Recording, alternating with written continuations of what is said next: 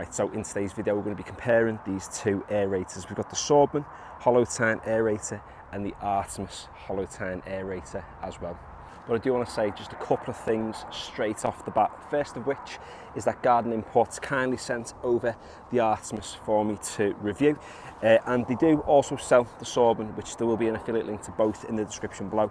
However, this is something I picked up myself with my own money earlier on in the lawn care season. And the second thing I want to say is that even though I'm doing a review and a comparison between these two today, it's really not the time of year at the moment in sort of the back end of sort of July to be getting on and hollow tine aerating your lawn. However, I'm doing this review now because I know a lot of people are going to want to get prepared for the autumn where aeration is going to be key. So let's talk about the main thing that people consider first really when it comes to picking up any new lawn care equipment, and that's how much everything costs. Now, I think both of these are quite expensive for what they actually are. However, one of them is significantly cheaper. So this Swardman Tine Aerator comes in at around about £150, and for that all you get is the hollow tines down at the bottom. However, the Artemis comes in at £50 cheaper at 100 quid, but instead of it just coming with the hollow tines that are on it now, it also comes with the solid tines too. If you were to buy the solid tines with the Swardman, it's an extra £50, give or take. He just fell over. So you're looking at literally double the price for the Swardman compared to the Artemis. And the second question that people ask themselves after the price is, do I actually need it? And with a lot of lawn care tools, things can be a little bit unnecessary, you might say. However, something like this has got to be one of the most fundamental tools when it comes to lawn care. And I'm not just saying that because I've got an affiliate link in the description below. It actually is true. One of the best ways you can keep your lawn healthy and in a good state is by incorporating more air into the soil, hence the name aeration. What a hollow core aerator like this will do is when you stab it into the ground and you pull it out, it pulls cores of soil out. And then what that does is, if you just bring it in close now so you can see, it leaves holes in the ground where you've taken those cores out. And that's doing a few things for your soil. Like I've already said, it's incorporating more air down into the soil, which means more oxygen can get down. It's great for the microbial activity that's taking place in the soil profile. That's great for the roots. It's great for the overall health of the plant, which gives you a greener and much more thicker sward as well. And the other thing it's going to do as well, it's going to decompact the soil profile. So if you think about it over time, when you walk across your lawn, when you're getting on with your lawnmower, you're compacting the soil.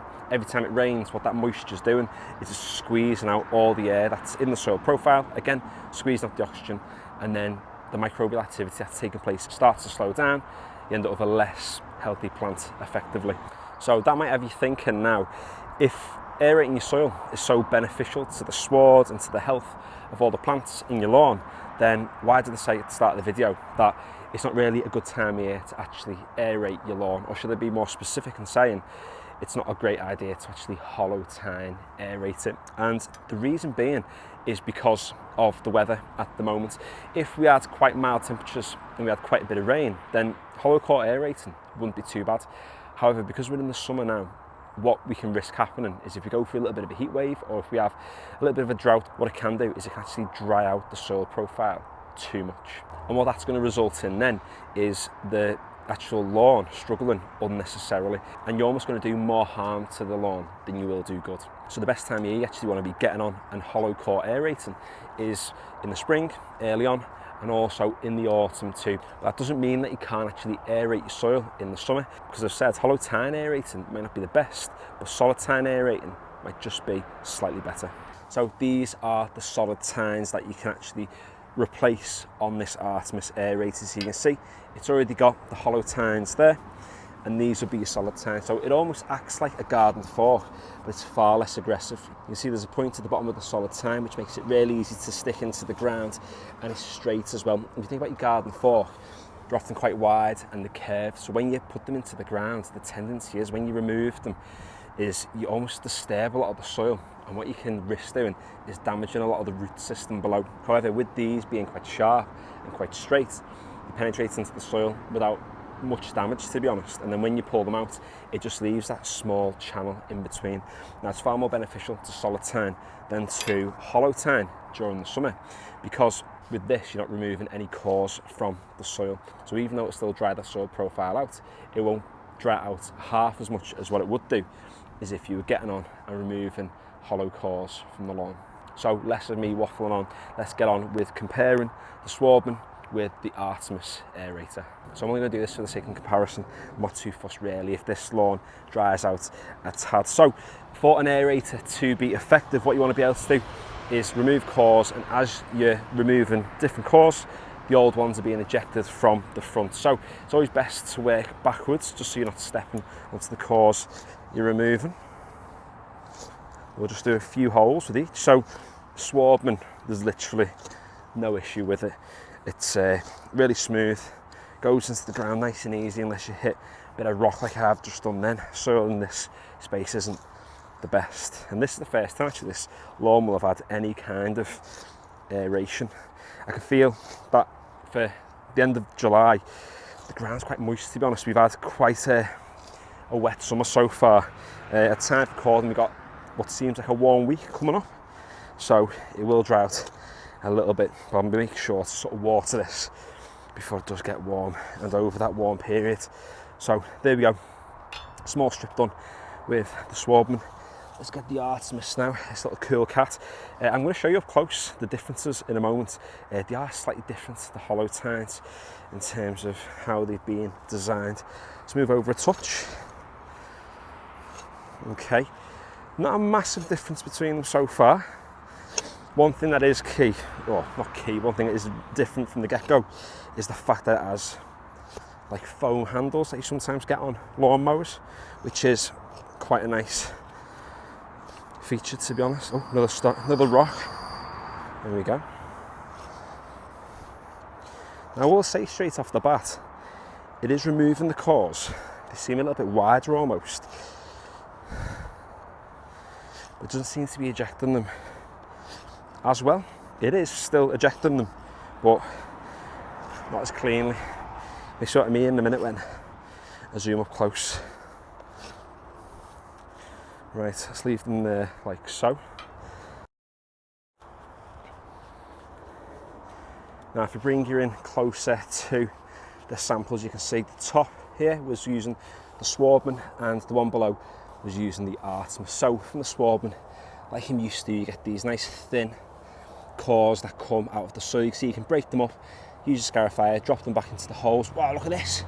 It's like the film ants. I don't know if you saw all them then. Are the ants?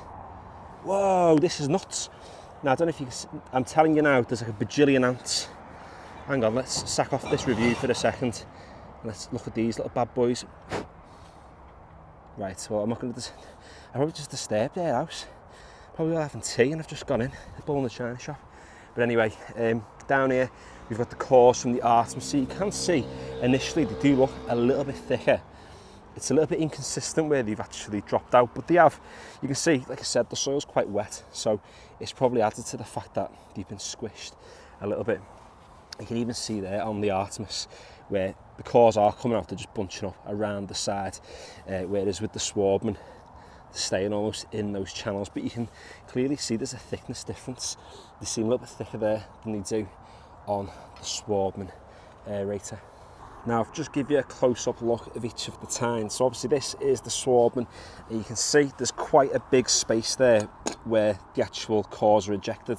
It's only a small bit that's solid, and the actual rim as well, you can see how it's like tapered, so the edges are quite sharp all the way around, so it gets a nice clean cut into the lawn, and also as well, there's quite a big space there to be able to eject that core. When it comes to the Artemis, you can see the design similar in ways, but also quite different too. So if we just put them side by side, you can actually see that there's probably about an inch difference between the ejection of the Swardman and the Artemis. And even when it comes to where you stab it into the ground, it is slightly different because you can see how it's being cut on this angle here. It's obviously better help it sort of penetrate the soil, but also it's just got the sharp edge on this side. In terms of which one's going to aerate your soil better, I mean, I guess they both will to an extent. I'd almost say the Swardman is probably better at ejecting the cores because of that actual difference in length there between the ejection slot But again, this one is just as easy to stab into the ground because obviously they've been cut on an angle. They're not as sharp around the rim as what the Swardman one is. It's quite flat on this space, but obviously having the angle there and the point helps it to be able to go deeper down into the soil. The one thing I don't have for the Swardman is the solid tines, so I can't compare them, but what I can do is show you how to replace the hollow tines on the Artemis with the solid tines.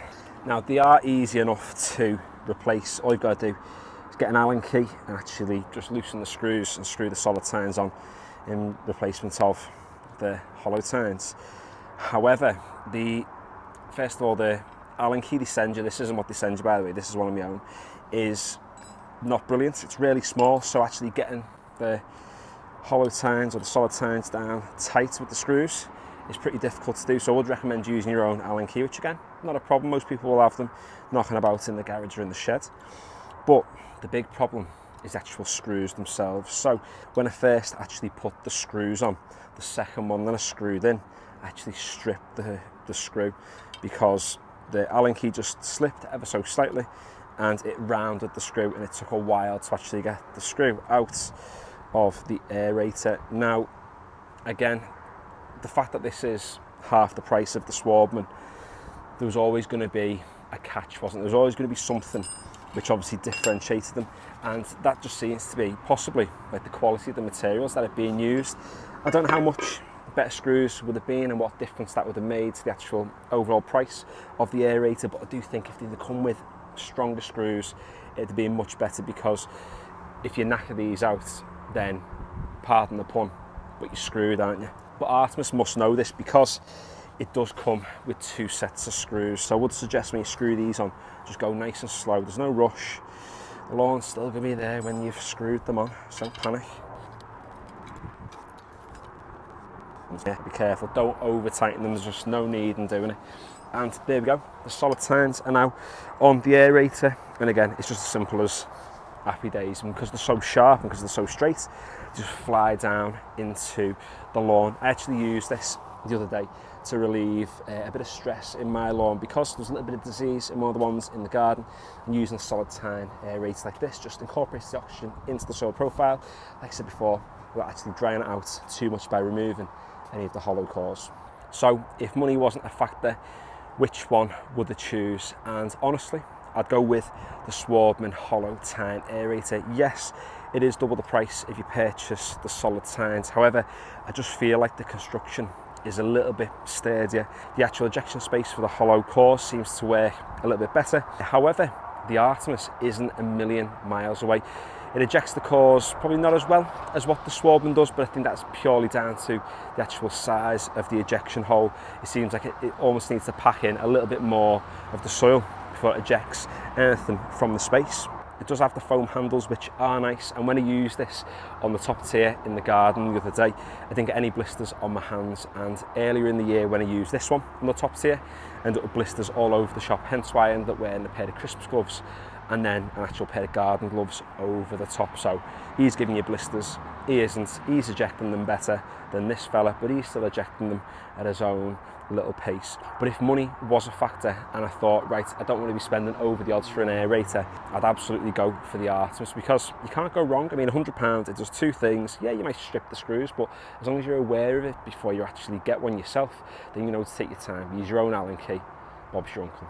Now, like you always say in these kinds of videos, you should never feel pressured into picking anything up. Yes, there are affiliate links in the description below, and yes, Garden Imports did send me the Artemis for free, but this channel's at a sort of point now where I've kind of got the luxury of being able to showcase some of these products on this channel, and hopefully if you've got your eyes on getting the Swardman, or you've got your eyes on getting the Artemis, it might give you a bit of a better indication as to which one's the best, how they work, what are the pros, what are the cons, and it gives you a more rounded view, so that when you do finally spend the money, spend £100 on this or the £150 on this, you feel like your money's well spent.